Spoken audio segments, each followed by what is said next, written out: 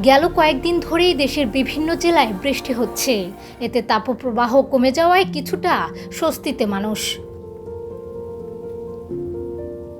এমন প্রেক্ষাপটে আবহাওয়া অধিদপ্তর জানিয়েছে, শুক্রবার নোয়াখালী, কুমিল্লা, চট্টগ্রাম এবং কক্সবাজার অঞ্চলের উপর দিয়ে তীব্র ঝড়ের আশঙ্কা রয়েছে।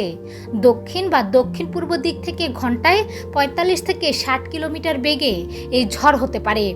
এসব অঞ্চলের নদীবন্দরগুলোকে ১ নম্বর সতর্ক সংকেত দেখাতে বলা হয়েছে।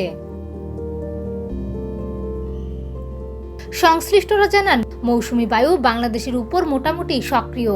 এ কারণে আগামী ৩ দিন সারা দেশের বেশ কয়েকটি জেলায় বৃষ্টির সম্ভাবনা রয়েছে। ময়মনসিংহ ও সিলেট বিভাগের অধিকাংশ জায়গায়, ঢাকা, রংপুর ও চট্টগ্রাম বিভাগের অনেক জায়গায় এবং রাজশাহী, খুলনা ও বরিশাল বিভাগের কিছু কিছু জায়গায় দমকা হাওয়া সহ বৃষ্টি বা বজ্রবৃষ্টি হতে পারে। সেই সঙ্গে দেশের কোথাও কোথাও ভারী বর্ষণ হতে পারে। দেশের উত্তরাঞ্চলের দিন এবং রাতের তাপমাত্রা সামান্য হ্রাস পেতে পারে।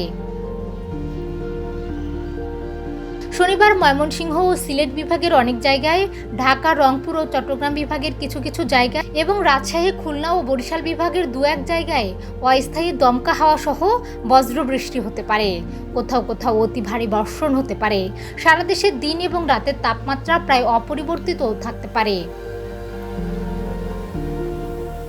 রবিবার রংপুর, ময়মনসিংহ ও সিলেট বিভাগের অধিকাংশ জায়গায় এবং ঢাকার, রাজশাহী, খুলনা, চট্টগ্রাম ও বরিশাল বিভাগের ২-১ জায়গায় অস্থায়ী দমকা হাওয়া সহ বজ্রবৃষ্টি হতে পারে। এছাড়া দিন ও রাতের তাপমাত্রা সামান্য বাড়তে পারে।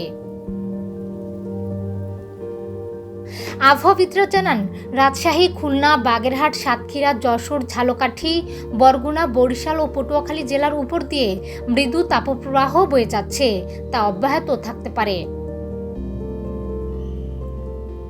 যেহেতু মৌসুমী বায়ু দেশে বিস্তার লাভ করেছে, সেহেতু আপাতত তাপপ্রবাহের সম্ভাবনা কম। তবে যেসব এলাকায় বৃষ্টি হবে না, সেসব এলাকায় মৃদু তাপপ্রবাহ হতে পারে। এদিকে সিলেট বন্যা পরিস্থিতির আরও উন্নতি হয়েছে।